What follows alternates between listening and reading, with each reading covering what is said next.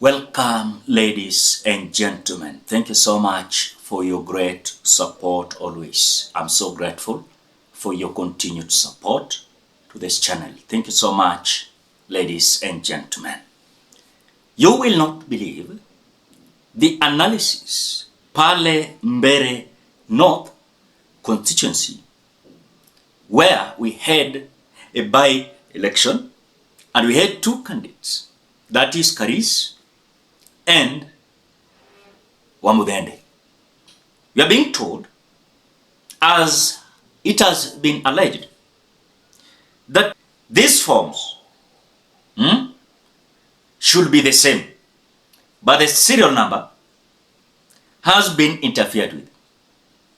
Could it mean that CS Ruku came up with his own Form 35A and they failed the result? Because when look at the first form, says that the registered voters in this polling station, they are 428. Total number of votes cast was 283. Now, let us go to another form. Another form says, the form that has been cooked now says that the number of voters registered in that polling station, they are 427. Votes casted, 262. Now, let us go back to the same form. The first form, that is having 0 to 2749, says the registered voters there are 428. Now, in this another form, says 427. So there is one vote yenye haiko pale. Ile ingine nasema voter registered are 428, ingine 427. Now, vote cast vote cast 285. In this side, wamepunguza 262. Now, let us look at what this candidate got.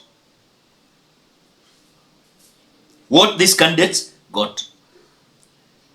Let us go to Newton Kariuki. Newton Kariuki got 55. And Wamudende got 221. 221.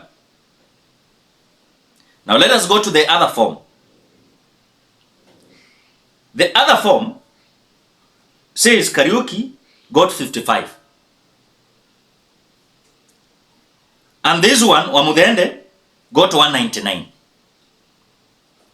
These forms should be the same, coming from the same polling station. But what we're being told, they must be different because the results must be altered with. That is what they are telling us. Do you remember, during the night, when CS Ruku took over some two polling stations, sijui Kiomburi, sijui somewhere, hii ni ingine. When you look at the win of Honorable Wamudende, he has defeated Karis with just 500. And these votes that made Wamudende win, of course, Wamudende won the election. These are results that were cooked. And remember, earlier on, you were told by these election observers, said that this election IEBC was not in control. In other words, it was the government of the day that was in control of this. What is this that will make us believe that IEBC will conduct the 2027 general election free and fair, election that can be verified? If already the observers claimed the election was not being controlled by the IEBC, who was controlling the by-election? Of course, you know it is the government of the day. They wanted to influence everywhere, and in fact, there was so much into it toward these members of parliament. and they were to won. Look at the scenario of Malava, the same thing.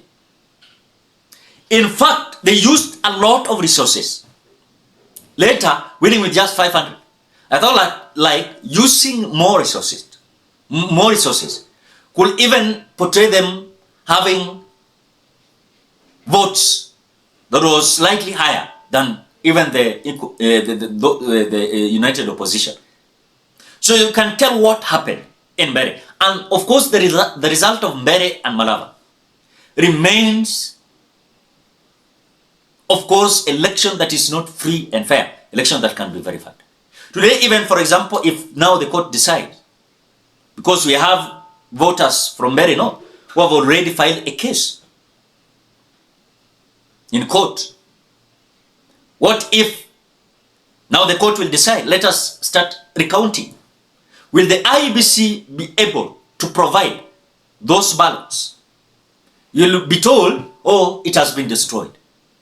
Yeah, you will be told like that. But it is the duty of IEBC to keep the record. But the current IEBC we are having a lot of worries because we are not sure if truly that is what they are capable of doing to make sure Kenyans are satisfied. Today we are having someone whom the EACC wrote a letter to the IEBC to disqualify him because of corruption, integrity issues. But the IEBC went ahead and cleared him. In other words, in our country, we elect thieves and thugs and corrupt individuals. And IEBC is ready to assist us have them.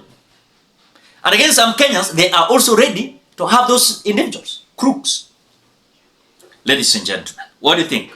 Drop your opinion at the comment section below. Otherwise, thank you so much because of your great support. Please consider subscribing, liking, commenting, and sharing this video. Till we meet in another video. Let us, before we close this video, we are having a fundraising to this channel so that we can purchase a microphone worth 30,000 Kenyan shillings. So I'm requesting your support. What you have, you can contribute through the number that I'm displaying on the screen. Already we've hit 13,000 Kenyan shillings. If you have not contributed, please contribute. And I believe the way you've always supported this channel, all the way from 0 to 100,000 subscribers, I believe you're going to support this channel purchase that microphone. I will appreciate you so much. By the end of Sunday, we close the fundraising, and I believe you are capable of helping me have this microphone. Thank you so much for those who have contributed and those who are looking forward to contribute. May God bless you in advance. Bye bye till you meet in another video.